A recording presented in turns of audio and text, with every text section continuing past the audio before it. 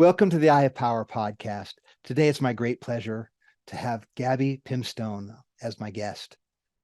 Gabby is an expert in energy work and has spent 27 years in organizational psychology, and it represents somebody who's got a very keen eye, both from a Western scientific viewpoint, as well as a more ancient, let's call it Eastern viewpoint, as far as how energy works. And she blends those two things together in her practice. And we talk a lot about how that affects in real world cases and stories. And I hope you enjoy our conversation as much as I did.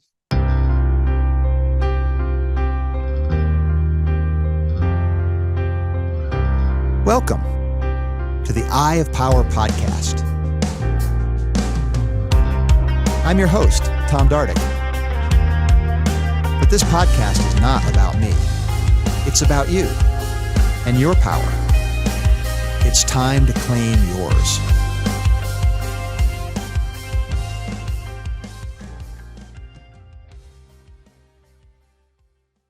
I've had a number of conversations about sort of the relative age and how, we all get older, right? We all none of us escape time, right? But whether we're old, and by old I mean calcified, set in our ways, inflexible, infirm, not looking to a future, but looking like my life is mainly past. Those are all, I think, something we have influence over. Definitely. Having said that, I think it's sobering for me when I look back at how I used to make decisions, do radical change literally without giving it a second thought, moving continents, all those kinds of big life decisions that I never really pondered very much, and I just did. Whereas now, in this stage of my life, it's a more thoughtful process for sure. Mm-hmm. Yeah. Well, and that is, we could also call that wisdom, right? You could, and you're right. And actually, as I was talking, I was thinking about how I used to operate in the almost knee-jerk way. I mean, everything's got its golden and its shadow side. The golden side of just doing it is that you get stuff done, you face the fear, and you move through stuff. It has gotten slightly harder for me as I've gotten older, but as you said a couple of minutes ago, it's a learned skill. It's something that you can absolutely cultivate. Absolutely. Yeah. Well, the positive features of youthfulness, of course, is our energy, our curiosity, our willingness to play and explore, right? Yes. So to me, those are things that we would do well to keep alive, right? Keep that thing going. And they do tend to go away. We get tired, right? We've seen it before, so it's hard to remain curious when the discoveries are more marginal rather than these big, when you're young, everything's this brand new, amazing, mind-blowing thing. And when you're older, you're finding out more subtleties about things rather than these huge swaths. Yes, and I'll add to that, I think what you're saying is absolutely right. You also, when you're older, you've got to unlearn more, because part of change is not just learning, but it's unlearning. And so at age 50-something, my journey has been around unraveling habits that don't serve me anymore, stories that I used to tell myself that I actually no longer believe, but it's an unlearning process. I find that that's probably the biggest challenge that I have faced going through a really big life transition in my 50s. Well, that is a good sort of launching point, I think, into sort of energy work, because I've noticed in your work, Gabby, that you've focused in on energy blocks, and those can look a lot of different ways. I take it from some of the things I've read that you've written.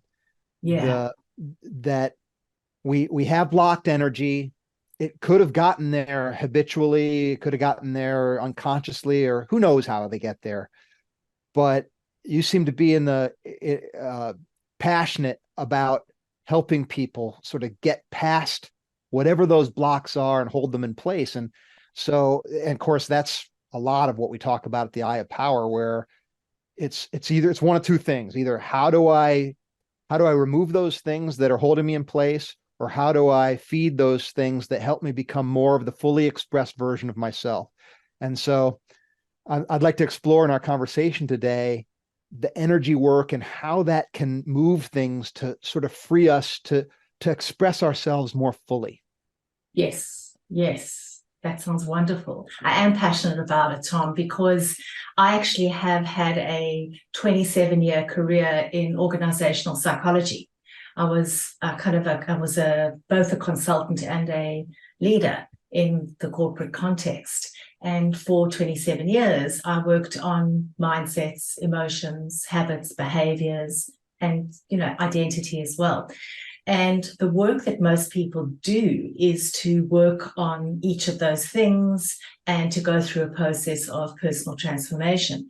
But a couple of years ago, about 18 months ago, was introduced to energy work. And I came to understand that each of those things, our mindsets, the stories we tell ourselves, the decisions we make, everything has an energetic frequency, has an energetic signature. And so when we want to change anything like that, say, for example, you want to shift a limiting belief, that's a common one. It's actually much quicker and much more efficient if you release the energetic root of that belief rather than trying to mentally process the change. And that was a really big aha for me. And it was a reason why I have shifted away from the work that I do, not entirely. I still bring some of it into my practice to help people understand what's going on.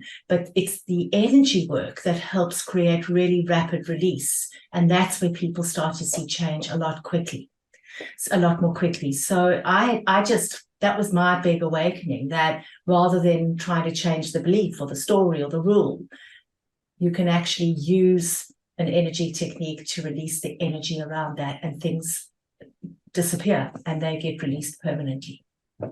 So you're saying that if I'm understanding you right, Gabby, what you're saying there is that it's the energy itself that is what's the words I'm looking for here? The catalyst of the situation, and the beliefs around it, or the things that feed that or create that energy are somewhat secondary to the energy itself in some way.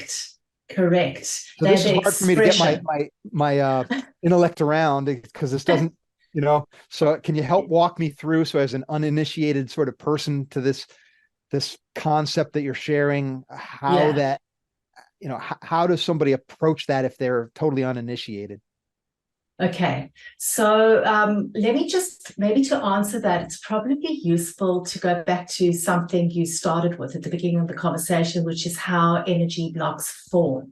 Okay. I think that's an essential part of answering what you're asking. Beautiful. And maybe we can step you through an example of that. So let's take a fictitious example of how an energy block forms. And you'll see through this example its power to either accelerate you forward in your life or stop you from moving forward. It can either be the accelerant or the handbrake. So energy blocks form through experiences or events that have happened to us. Now, they can happen very often in childhood. Those are because that's where we don't have the cognitive capacity to process what's happening to us. So they can happen in childhood. They can actually even happen, they can form in utero. So if a stressful event or something happened to your mother, that can then be passed on to you in the womb. And they can also, like psychological blocks, they can also be handed down from generation to generation. So it becomes like a transgenerational issue that needs to be resolved. So there are various ways that they can come about. But I think the easiest example is to think about something that happened in childhood. So think about a child, say they're 7 or 8 years old, lying in bed one night, and their parents are having a really massive argument, a really big fight. Their mother gets up, leaves the house. The child who's lying in bed hears the door slam, hears the car engine going, and realizes that their mother has left. Now, that's a trigger. That's an event, right? Now, the child lying there might, there might be a thought or a belief that goes through their mind. So the belief might be, and I'm thinking off the top of my head now, because this is a fictitious example. Sure. A belief might be, my mommy needs protection. Okay, I need to protect mommy. All right.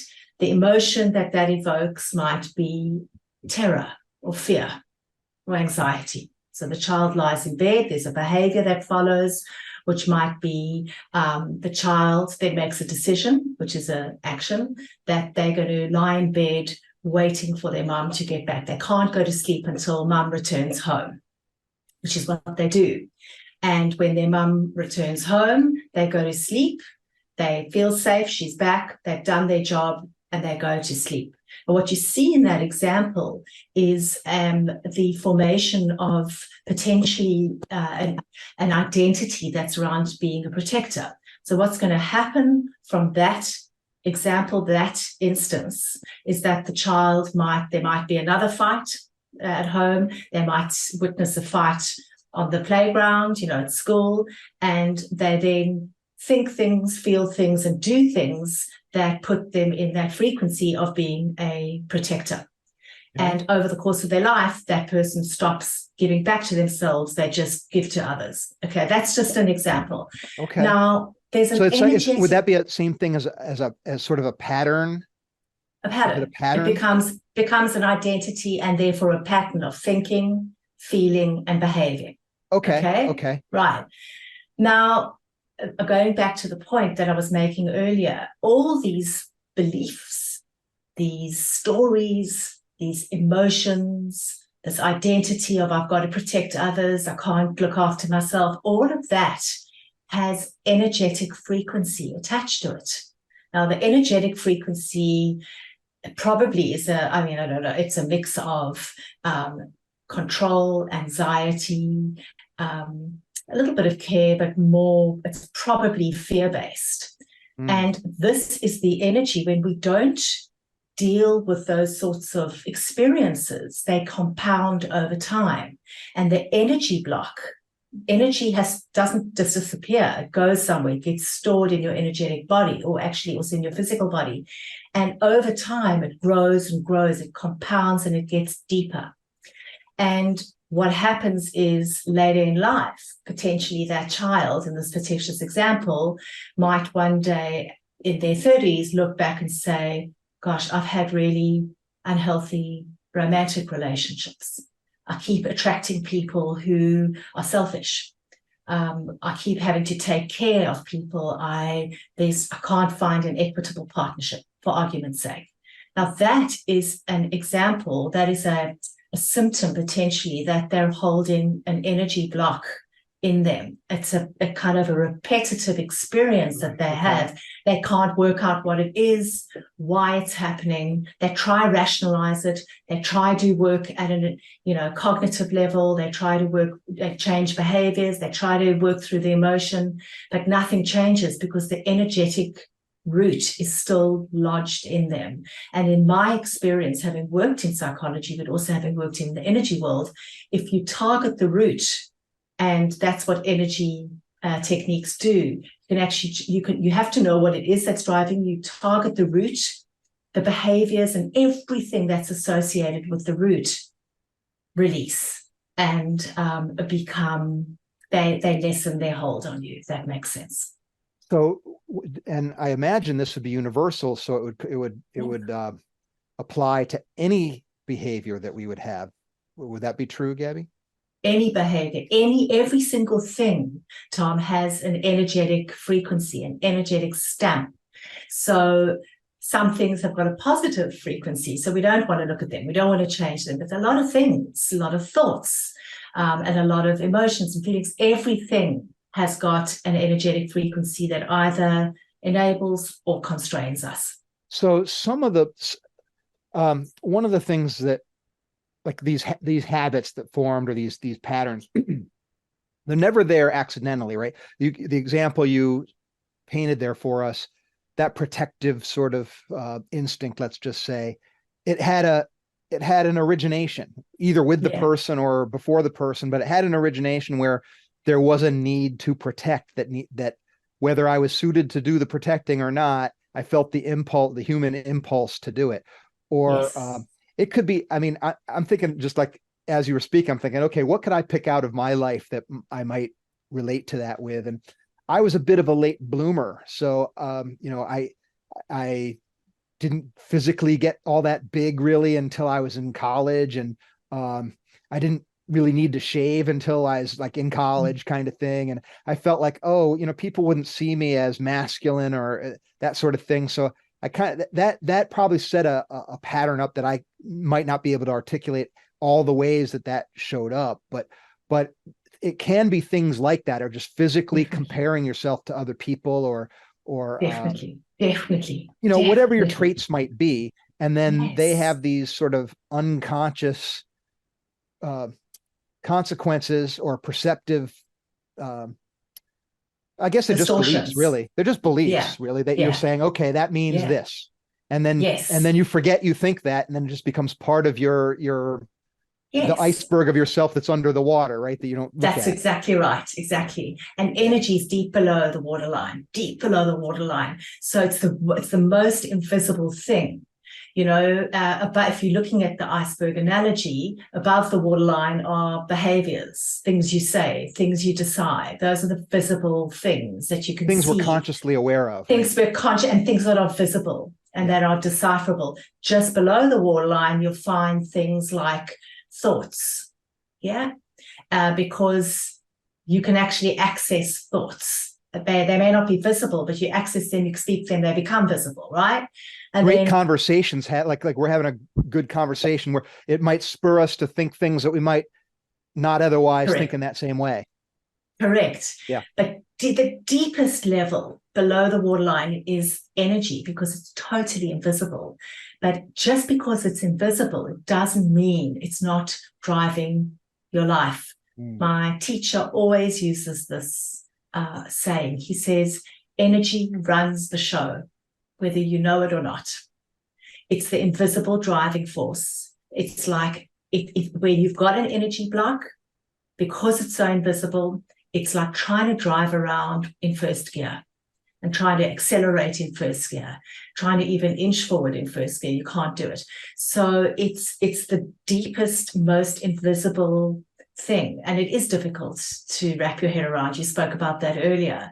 And, the techniques that I use and that I teach people are designed to really not understand it, but to use these techniques to surface and remove these invisible barriers. Now, some of those, and again, I have maybe a cursory understanding of this kind of work, but some of it seems to be where the person needs to take a bit of an inventory, where they're sort of going through some perception about either their physical body or something like that, and they're trying to sense where things might be tense or different. Am I on a right track there, Gabby? It's part of it. There are different ways of identifying that you've got an energy block. The one way is physical. Okay.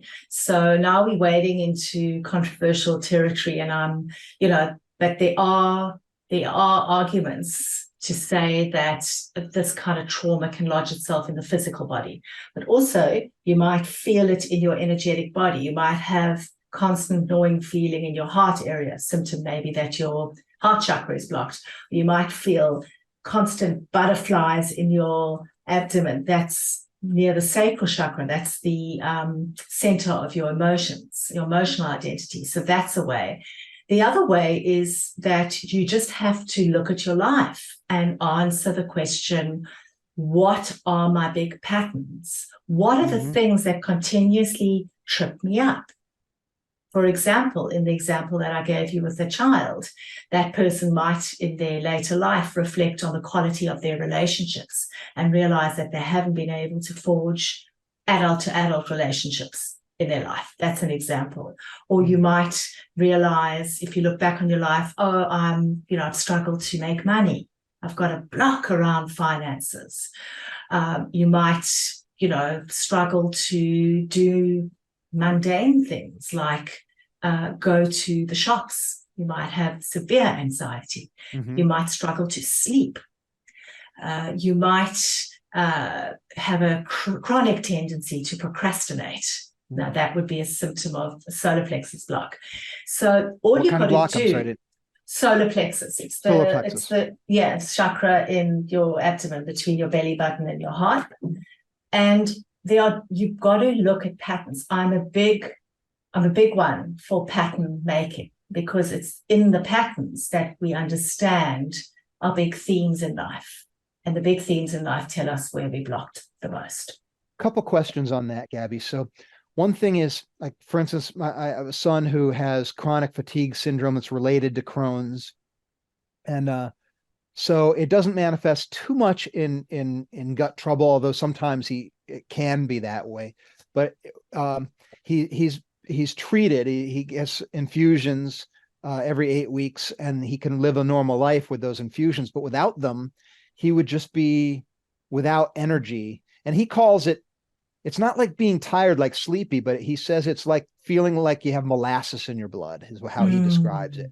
Wow. So I mention that because I'm wondering about, there's some things are just physical ailments. So that's an autoimmune type of a thing. Yeah. But then it is related to energy, even if it's something that we use medical terms to describe. So I'm wondering what the dimensions of the energy work is as it relates to medical diagnoses or any chronic condition. Yeah.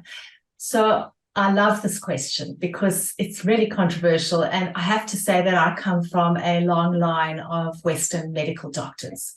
My late grandfather, my late father, my brother, everyone is, medicine is in my family and I'm deeply respected. Now, some energy healers will tell you that you can use energy techniques to heal and cure. And I've learned those techniques. But my philosophy is much more integrative when it comes to physical ailments. So what I would do for somebody like your son, and I'm really sorry to hear that he's living with this, must be really challenging.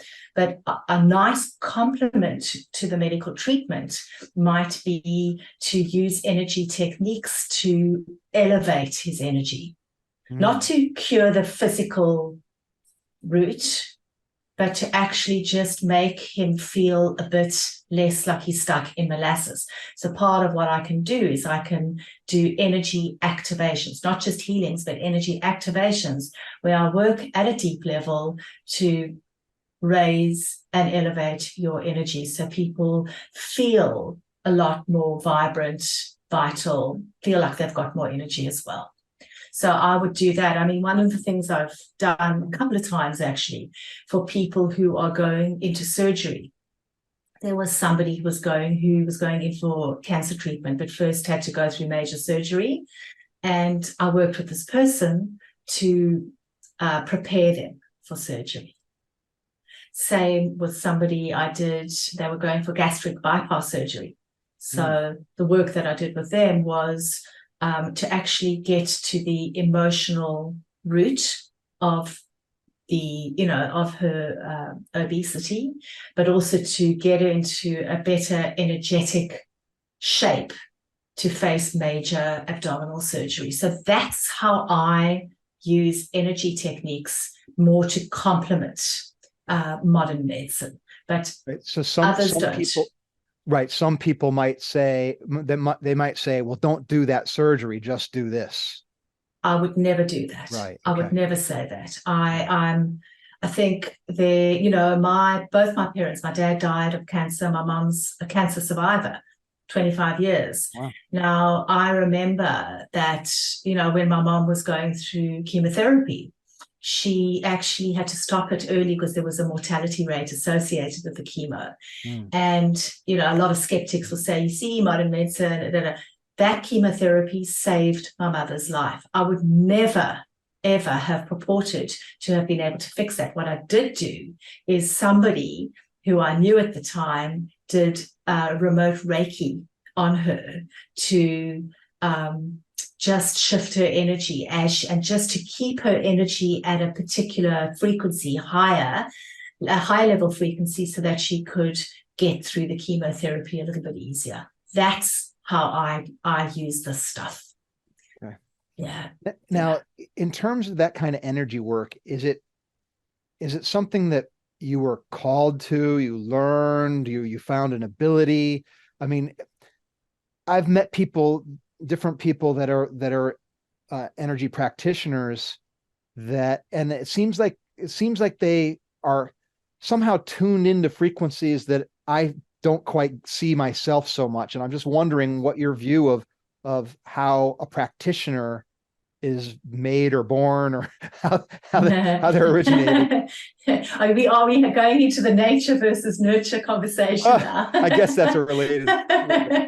Well, my story, which is what you're asking, is that, as I mentioned, I've been in psychology for all these years, and I worked in corporates. I'm a trained group facilitator, and I've always had an uncanny intuitive knack, which is what's made me such a great facilitator. So I bring a group of people into a room, 20 people, and I work with them over a couple of days, and I can see things in the group that others can't see. Now, a lot of people, I don't claim to have a special gift. There are actually a lot of people who've got strong intuition. It makes them good therapists. It makes them good group facilitators. It makes them good, diagnosticians. So that was a clue. But that wasn't enough to stimulate me to want to leave corporate and start something really different. What actually prompted that was I was at an inflection point. It was 2020, and I woke up. I was in a corporate job at the time, a leadership role. I can't even describe the stress, Tom. I lived with it 24/7. I couldn't sleep. When I did sleep, I had nightmares. My Graves' disease, my thyroid flared up. I lost about 15 kilograms. I'm not sure what that is in pounds. I was so sick. 40 pounds. Probably. I was like a walking skeleton. I was physically sick. I was not sleeping. And I woke up with this gigantic pit in the bottom of my stomach. And I decided, you know what, I'm going to go for a walk just to clear my head. It was Sunday morning. I actually drove myself up to a really beautiful headland, beautiful bushwalk in Sydney where I live. And I put on my headphones and I listened to this incredible podcast. And it was the podcast, funnily enough, that was the catalyst, because in the podcast, this woman that was being interviewed was telling the story of her daughter, who had been involved in a serious car accident a number of years before. The young woman, had since learned how to walk again. She'd gotten married, and she was now expecting her first child. The woman on the interview, who was the mother, was facing into such joy, but she couldn't enjoy the moment because she couldn't put the anxiety. Yeah, she couldn't put the anxiety of what had happened to her daughter behind her. And she kept saying, I keep waiting for the other shoe to fall. And it was those words. I've actually got goosebumps as I'm telling the story, because that was my story. In her story, I heard my own inner voice. And I listened to this podcast. I actually listened to it again a couple of days later. And it had such a profound catalyzing effect on me. What I did was I dialed up. I thought to myself, you know what? Like, I'm sick and tired of living with this degree of anxiety. It's been with me ever since I was a child. I don't know how to enjoy the moment. I'm trapped in a job I hate, and I don't know what to do. I'm like paralyzed, the fight, flight, freeze. I was in freeze mode. And I dialed up my spiritual practice. I started listening to podcasts more. I did a couple of, Deepak Chopra's got those 21-day challenges. I did a few of those, about 3 or 4 of them back to back. They were incredible. And then I kind of went back. I resigned from that job, but I went back to the corporate grind because I just wasn't quite ready to make the leap. And then 18 months later, I had It was actually a really a sad time in my life, because I had two geriatric pets. They were like 21 years old, and they were both dying. And I was like, I am filled with anxiety again. I can't deal with this. It was that moment that prompted me to actually find someone who I could work with. And then I found my teacher, who's based in America, taught me that energy is the fastest way to cut through this. So my journey has been very evolutionary. And I haven't let go of the work I do in the realm of mindsets. And I think that's really important. But what I bring now are really nifty techniques to help with release. So that's kind of my story. I had two inflection points. The first one was a podcast, which is why I love doing podcasts like this. I think they've got the potential to change lives. That's pretty inspirational to hear. And then what I also take from that story, Gabby, is the uniqueness of your journey, right? So speculation perhaps, but I want to throw this out to you, see what you think. Yeah. Those that work in energy that are more the sort of the ethereal, hard for people to understand what they're doing or why, and for lack of better terms, people say, "Oh, that's woo woo," or they'll just be dismissive of it, and as though there's absolutely nothing there, and then give themselves permission to just stay in science, whatever that means to them. Then but you're grounded on that side of it with being 27 years of organizational psychology and having family involved in Western medicine and being very much engaged in whatever that science side is. So it seems to me like you are maybe not completely uniquely, but unusually positioned to maybe be a guide for people who are either too far one side or the other, and get them oriented so that they can make perhaps higher level, higher quality choices going forward. Am I onto something there, or what's your reaction? I love that, and thank you so much for that lovely feedback. I think you're right. I think when people are overly invested in rational science, show me the facts, which I have a part of that in me, but when it's the only paradigm, I believe, and I've experienced that to be a block in the crown chakra. Now, crown chakra is the capacity, the energy center that connects us to the divine realm, that connects us to the spiritual, this connectedness around us that we can't see, but that does exist. So when you hear people vociferously dissing this stuff, and when it's such a passion, chances are that their crown chakra needs to be a little bit healed and released and activated. Okay. Nevertheless, the opposite is also true. The people who live in the ethers constantly, there are real issues with that. I've seen it in people I've worked with, people I've trained with. These are people who can connect in very deeply. They channel, they can connect to the angelic realm, they can do all of that stuff. But their root chakra is blocked. They can't manifest money. They aren't rooted in the real world. They are unable to ground that knowledge in practical how-tos for their clients. So actually where the magic is a blend of both. You've got to have healthy skepticism. But you've also got to have enough curiosity to be able to say, what if? What if I just gave this a chance? Let me see what it's like. And I've worked with skeptics. But at the same time, you also got to, if you're very spiritual, highly kind of, if you live up in the ethers, you've also got to be able to teach people and give people practical tips and practical how-tos. You can't just keep it in this kind of language that most people can't connect to. So a blend is the best. And I think I found that for myself. And hopefully that's the philosophy that I bring into working with my clients.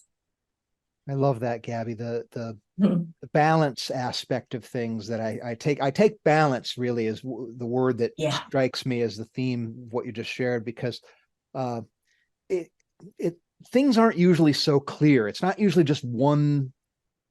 We like to reduce things to the simple just so that our little minds can get around it. But the world and reality is inconveniently complex, and so we need to respect that reality, right? Yes. By I like that the skepticism versus the curiosity, and they're not really mutually exclusive. It's like it's sort of like the right foot, the left, the right foot, the left, right. And you're walking forward with these things, right? That's exactly right. And it's the ability to hold paradox that you're talking about, that it's quite a skill, isn't it? These things don't have to be mutually exclusive. You can be very grounded and pragmatic like me, and you can also channel like me. You can do both. And so it's how you translate.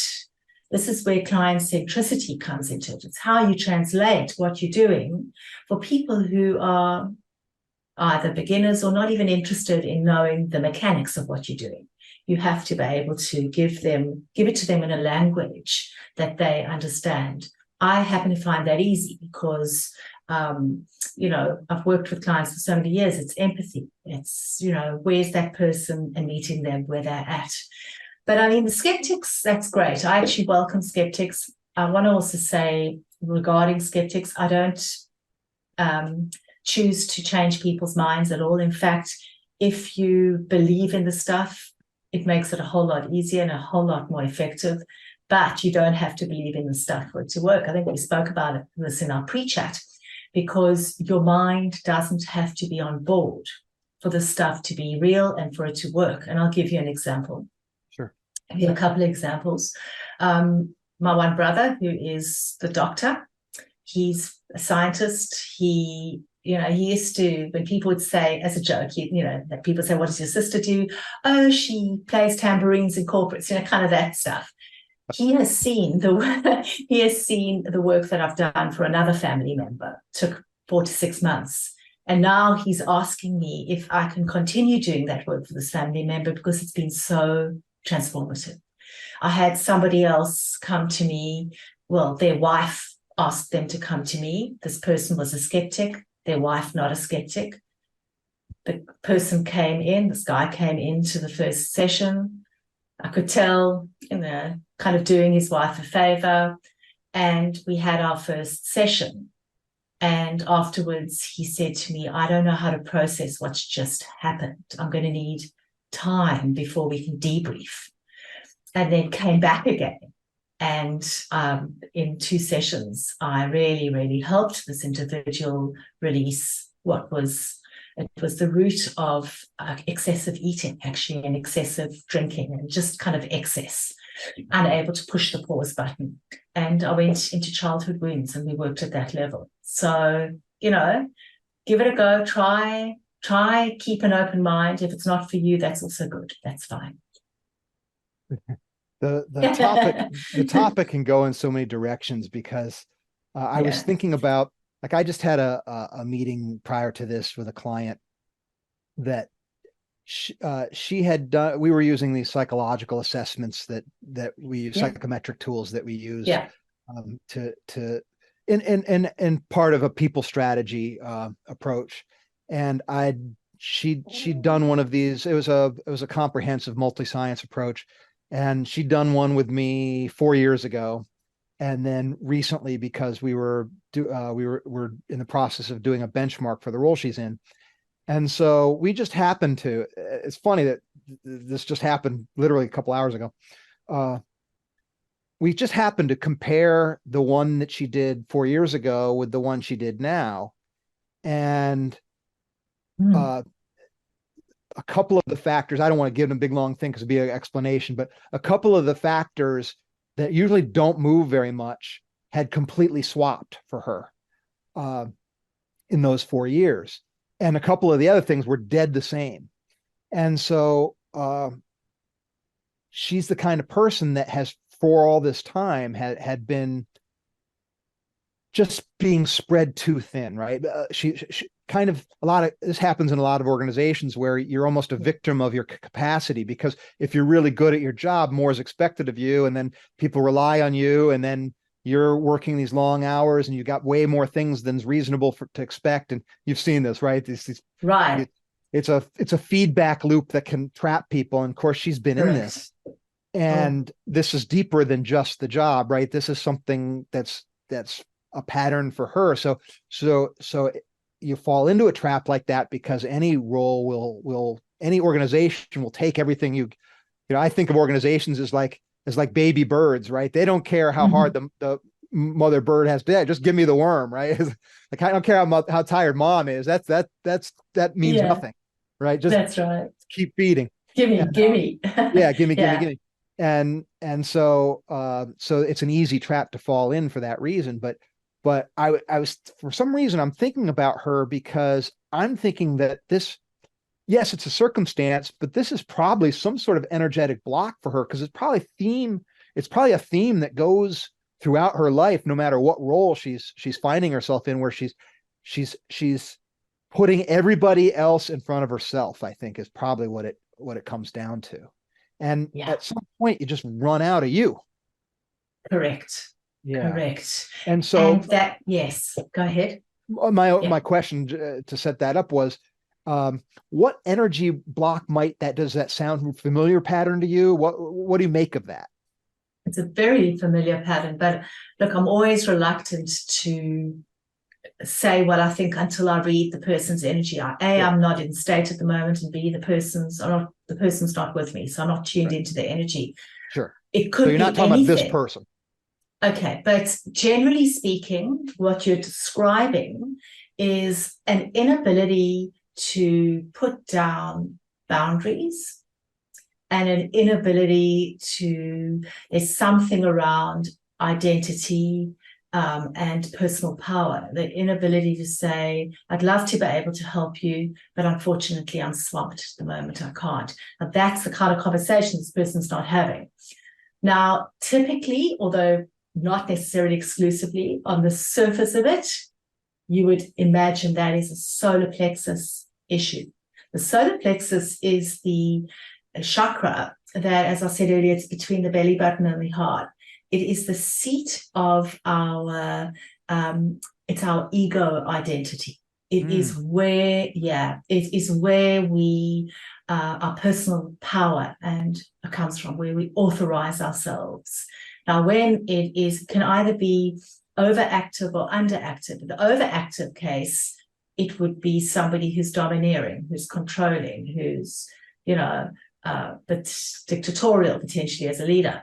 But what you're describing, this woman, is potentially an underactive solar plexus, where there isn't enough self-efficacy, there isn't enough ability to authorize themselves, give back to themselves, prioritize themselves. That would be an example. Now, that might not be where the root is, because remember, I always work on the root. The root could be anywhere. Okay. For absolute argument's sake, this person might have experienced something in their childhood where they had to grow up really quickly, for example. And this could have brought on an emphasis, like an overly exaggerated sense of duty, responsibility, and their heart maybe shut off.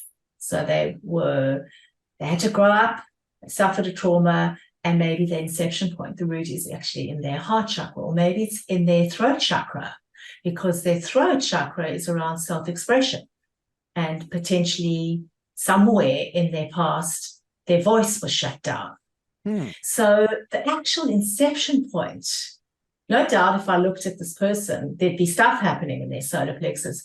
Where the root resides is anyone's guess.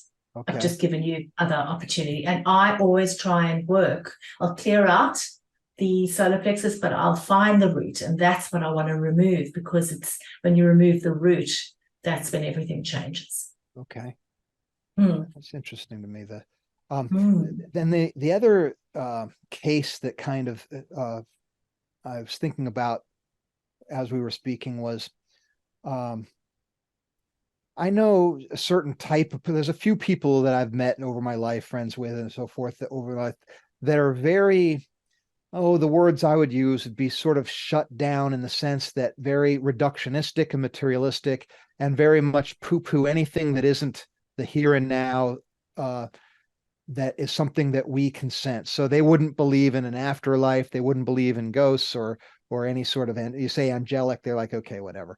They to them that's delusion. Um, Yeah, yeah. and I've always sensed it's almost like it, they're so adamant about it that it almost feels like a fear in a way that they almost don't want it to be anything but the reductionist, what I can see is what I need to deal with kind of thing. And I know it seems to be a little bit more prevalent in males in my experience than in females, but I do know some women are like this. But it seems to me like it's more commonly male, where it's like I want to be able to control my world or control it, understand and control everything, and anything outside of that's just not going to be welcome in my worldview. What do you think of that, Gabby? So that is such an interesting one. Now, that could be anything. So I'm just off the top of my head without reading anyone's energy. Yeah. As I said earlier, that could be a block in their crown chakra or their third eye, which is intuition. So the upper chakras connect us to the spiritual realm. So it could be that there are blocks there. It could be, to your point, if there's a dire need to control, there might be the root might be in the solar plexus. It might be fear-based. You might find a lot of fear. If I did a childhood kind of a timeline reading, I'd be able to tell where it came from. Something happened in their childhood that made them fearful of the unknown. Potentially, that would sit in the root chakra. You can see it could go anywhere. It really could go anywhere, and it does depend on. It requires me to be able to sit and read in front of that. So it could be anything. There's two friends of mine, and not so much lately, but over a long period of time, we were friends in the sense that we played volleyball all the time together, and we went on vacations together. Mm-hmm. And the themes of both these guys' lives have been, they're very pursuit of the fun and the more of the hedonistic sort of things, like the here and now, the if it feels good, do it sort of a approach. And both ended up divorced. You know, both. It doesn't lead to the best outcome because it doesn't make you a great partner when you're like that. It seems. So that's a little bit. I don't know if that kind of clears the picture up as to the archetype that I'm pointing to. Yeah, now that's an interesting one because I'm thinking of this conversation from the psychological angle, which is where I'm also trained, but also Yeah. the energetic angle. Now, energetically speaking, I'd be really interested in the sacral chakra. The Sacral. sacral chakra is, yes, our emotional identity.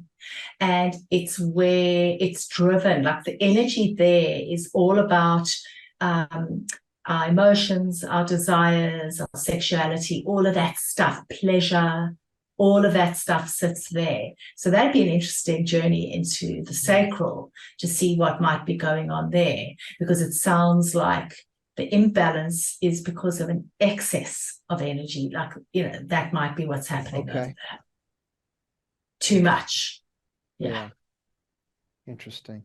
Yeah, it's Yeah, there's interesting. of course, Mhm. that's the other thing that's one of the wonderful things about the world is how unique, how we're all the same, and how unique everybody is. Both is true, right? So Absolutely. And yeah. there's no one size fits all. I mean, I can talk about all of the chakras and archetypally what they mean, but the root, I have to, I go into a person's energetic timeline and understand what's happened to them, because everyone's story is different. The inception point is going to be different. So the manifestation might look like it's a sacral chakra issue, but it could be something quite different. It could be anything, actually.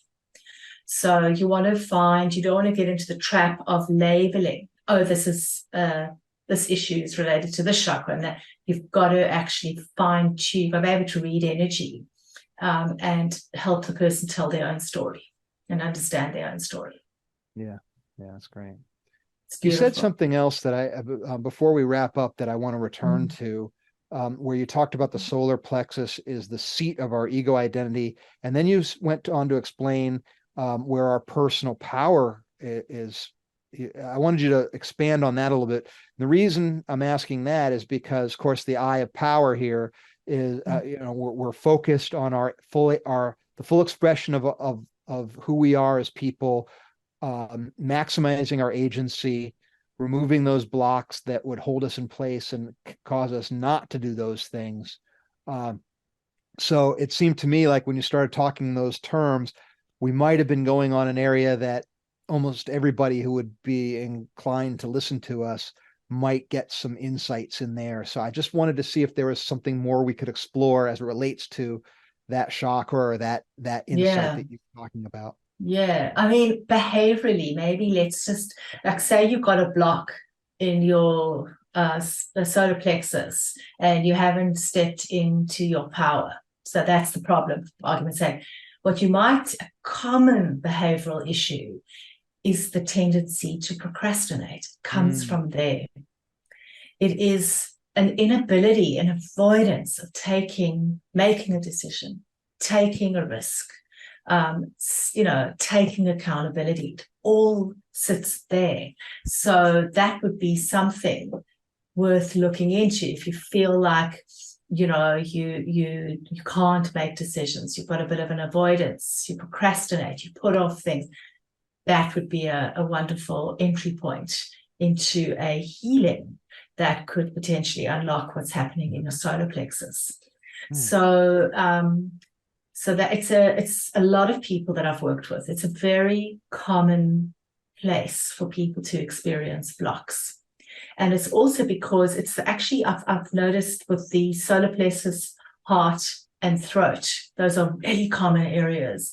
They're probably no more common there than anywhere else, but the problems that present can be really debilitating. So, for example, if you've got a block in your third eye or in your crown, the problem that's going to present is not going to stop you from living your life. It's going to be, you won't find your soul purpose, your intuition won't be on, but you can still go about your daily life. Whereas if you've got blocks in the heart chakra, you find it difficult connecting with people. Solar plexus, you find it really difficult to, your self-esteem and confidence takes a beating.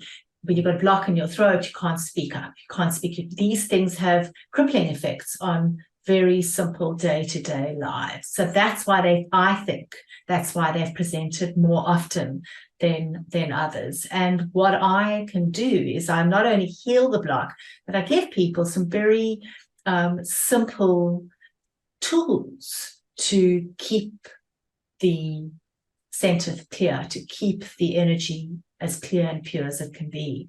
And you don't have to be an energy master to do that. These are things that are accessible to anyone.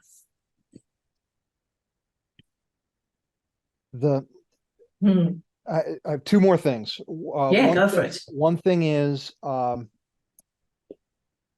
my wife and I started doing yoga together. We pretty much do every day. And it's been now over 2 years since we started that discipline. And the reason we started was because a friend of mine, I was visiting out in Utah, and a friend of mine got me a session. I had back trouble. My back bothered me for 30 years. And it took the form of, if I was just standing somewhere, after about 10 or 15 minutes of standing, my back would start hurting, and it would just keep getting worse and worse and worse until I would sit down. Right. And so, like a frog in the boiling pot, right? Yeah. I didn't really fully, I mean, I knew it was a limiting thing, and I didn't realize how limiting it had become. But I got this therapy, and because she did a very good job with my friend. And so he bought me a session with her, and she said, Tom, if you just do yoga, I'm not saying it's going to get rid of your back pain, but it'll knock it by at least 40%. It'll knock it down. I'll say, I'll take it. I'll take 40% less pain. So we started doing it. I didn't notice much. And then about 5 months in, I was on a cruise where there were a lot of concerts on the cruise, 40 bands on this cruise. So it was a lot of standing around, no back pain. First time Yes. pretty much in my adult, since 92, my ski accident. So I kept with it. And during that time, there'd be some stretches where I didn't do it, and I could feel I'm not really completely healed in the sense that the back pain will come back. I do need to keep with it. But the reason I'm asking about this, or the reason I'm telling this story, is because as you talk about chakras, when we're doing yoga, we're talking a lot about these areas, and not specifically for healing, but we are focusing in, we're doing things like that. I'm wondering, are these related? And is yoga spiritually nourishing too for that reason? Very, very much so. I mean, I'm kind of laughing as you're talking, because not at your accident or your injury, but I have a chronic back injury that sounds very much like yours. And I got it from yoga about 20 years ago. I still do yoga.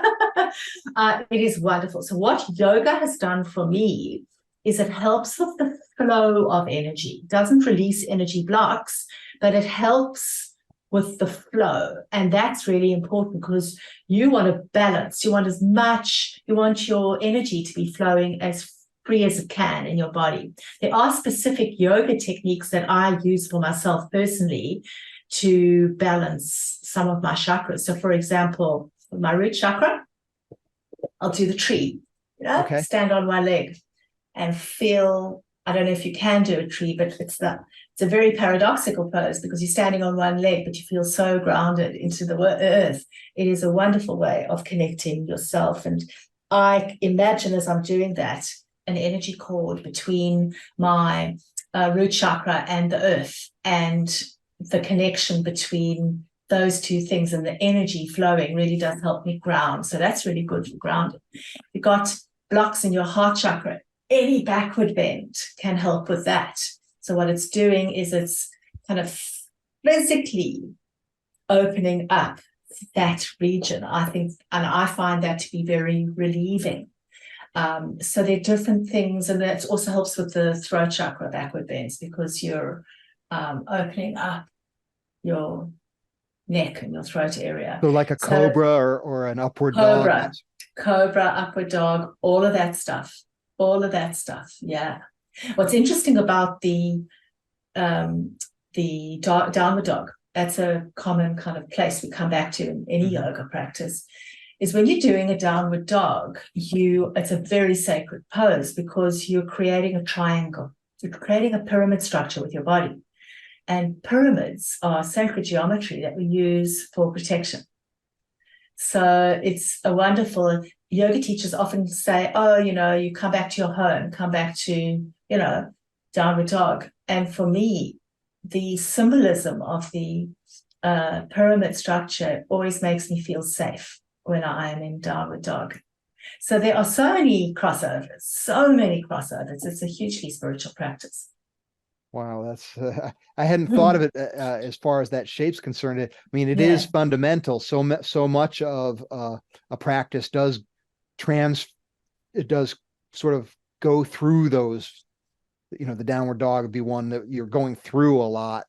And so that's and it's funny, when I first started, I had a common problem with like acid reflux. So when I would go into anything was inverted like that, I had the burny throat sensation. I'd have to kind of stop. And then I went to a nutritionist, changed my diet, and that went away. And so my relationship with poses like downward dog changed a little bit. I'm more enthusiastic, but I didn't think about that sacred structure of it aspect. So that's a nice tip to think about. Thank you for that, Gabby. No, it's a pleasure. And also I get the same feeling in the Trikonasana. I don't know if you know that one. It's people find it really Trikonasana, where you bend down and you create a triangle shape with your hand on. That is, a lot of people struggle with it. I just go into flow when I do it, because I'm creating a triangle, and that is just protecting me. It's beautiful, really beautiful. A lot of crossovers. Yeah. The other thought is when you said about the tree pose, the balancing poses, I was processing those as important because I saw recently last year or so, the importance or the correlation between balance and longevity. So if you Right. can continue to either maintain or build balance, it's it's positively correlated with longevity in the sense that, well, at least if you're balanced well, you're not going to fall as much. And unfortunately, as people get older and frail, the falls are what end up taking people out a lot of the times. Yeah, And so absolutely. so if you're working on quality of life in later years, working on balance, however it is, yoga is a wonderful example of it, but I don't necessarily say it's the only, but these are kinds of things that help keep you from feeling maybe as old as you might be in age. That's right. That's actually a really interesting perspective, and I've never thought of that. The benefit of balance being longevity. I think that's really interesting. Balance Oh, and thank you. strength too. Strength's another thing. Yes. So the ability to just get up. So in other words, doing like squat maneuvers, that's the if people would just say and we add this on to every time we do yoga, if you just do 15 or 20 squats, and you don't have to have weights. I mean, if you want to do weights, fine, but just bend down and get up, bend down, get up repeatedly, and keep those muscles spry and strong. Yeah. Uh, Yeah. that has Yeah. that will. Hey, I don't know if it adds years to your life, but what it'll do is it'll add utility. It'll add quality of life to your Yes. life, And right? mobility. You can Mobility do this. and Yeah, to that be able to get yoga, up. you to be able to get up out of a chair, or I know you Yeah. see so many people struggle. You could do the seat pose as well, which is a very difficult yoga pose that builds that ability. So yeah, I think there's so much ancient wisdom in Yes. yoga. People are now cottoning onto it. Yeah, it's well It's now. great. I mean, it's not going anywhere in our lives. I mean, Great. it's every day from now to forever, right? I mean, it's Awesome. yeah. That's incredible. I Um, love hearing that. Yeah. well, to wrap up, I think we're coming up on time, Gabby. So Yeah. for those listening to what you've shared with us today, who want to connect with you and want to explore this more, where would you direct them? Just give parting words of how they can get in touch with you, or what you might share with them to do to take a first step. Okay. So I've been on LinkedIn all my life. I've transitioned to Instagram. That is the best way to get hold of me. I'm starting my presence out there, and I'm actually enjoying it a lot. I share a lot of 3 times a week. I share very useful and very pragmatic tips. I'm also great at responding to DMs. So it's Gabrielle.Pimstone. That is probably the easiest way to get hold of me. And I'm most responsive there. I'm more responsive there than I am on LinkedIn now. So that would be my best, my recommendation. Okay, great. Yeah. Well, thank you so much for joining us today. I've really enjoyed our conversation. Me too. Me too. You've been an incredible host. Thanks for your insightful questions. I really appreciate it. My pleasure. Thank you. I'd like to once again thank Gabrielle Pimstone, Gabby, for being on the show with us. Thank you so much, Gabby. I look forward to our new friendship and personally experiencing some of the work that you do with your clients. So thanks again, and we'll see you guys next time.